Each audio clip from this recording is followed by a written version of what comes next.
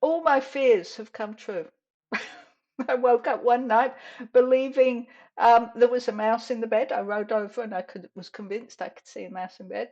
We found a collection of dead animals under the chest of drawers. We've had a mouse in the house for 2 days before my husband was able to catch it.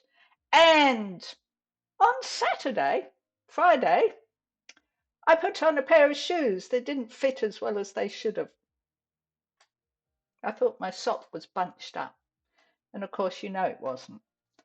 I should have checked my shoes before I put them on. But if you want to get a vision of what um, I am like about dead animals, especially rodents, imagine the most hysterical woman you could ever imagine running through the house, screaming, screaming. I was afraid to put my feet on the floor because I'd trodden on the mouse already and I might tread on another one. I washed my hands twice in pure disinfectant and go out and tell the man.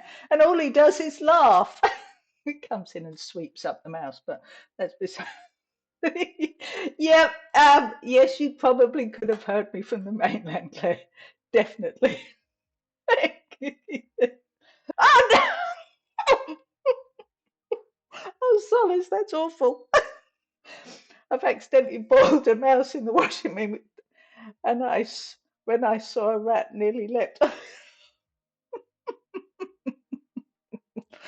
Oh,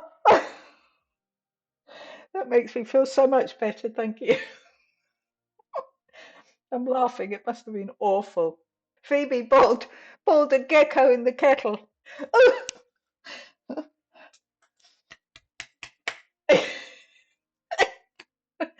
you're making me all jumpy now.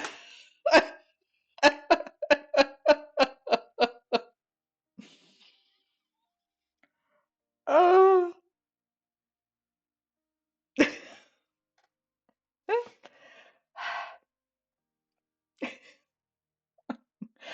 Glad it's not just me, to be honest. You'd think being a house sitter, I'd have got used to most animals, and I have. Um, just not so good with rodents and birds in the house. When the cat brings a bird in the house, you'll find me hiding under the table. When the cat brings a mouse in the house, you'll find me standing on the table. On the other hand, if it brings it in whilst I'm in the bed, that's it. I am under the doona. All the edges of the doona are tucked underneath me so that no mouse can even get in any. And I like living in the country. It doesn't really work, does it? Katie May.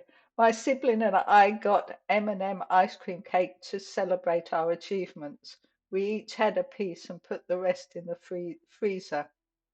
A few days later, I decided to have a piece, so I went to the freezer only to find the whole thing had melted. The freezer is connected to an extension cable in the study next door. Anyway, we did some investigating and we found that a rat had chewed through the extension cord. Ah! Oh, that's awful.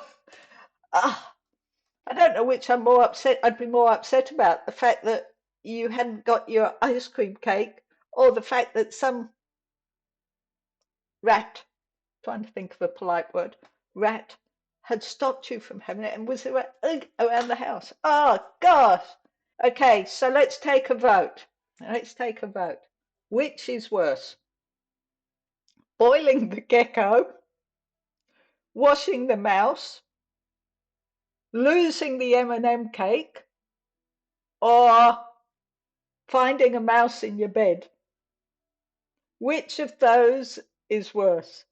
I'm actually considering that. No, finding a mouse in your bed's still pretty icky. Boiling the gecko, I think, is pretty bad, isn't it? Boiling the gecko would, because I'd feel so mean. Yeah. I would say mouse in the bed. Thank you.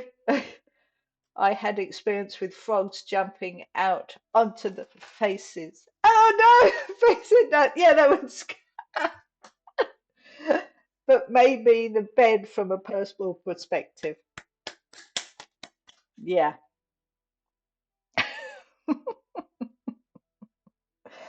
Oh, aren't animals and pets wonderful? Phoebe, mouse in the bed as well. Okay, so Katie May, the only reason the frog didn't bounce on my face is because I slept on my stomach. That is just icky to wake up to, especially when you wake up in the middle of the night. I only knew it was the mouse because the eyes were reflecting on the little bit of light in the room. Yeah. Ugh. Then I woke the man up with my screaming, and by which time the mouse had gone. But he did go round to try and check for it, which was kind of him, of course. Um, but I now sleep with the sheet over my head, which does nothing for my hair, of course. But I feel happier. I have totally covered with sheet about, except for about this much that I breathe out of. We seem to have got a bit off the topic, don't we? Oh gosh, I love animals. It's not true.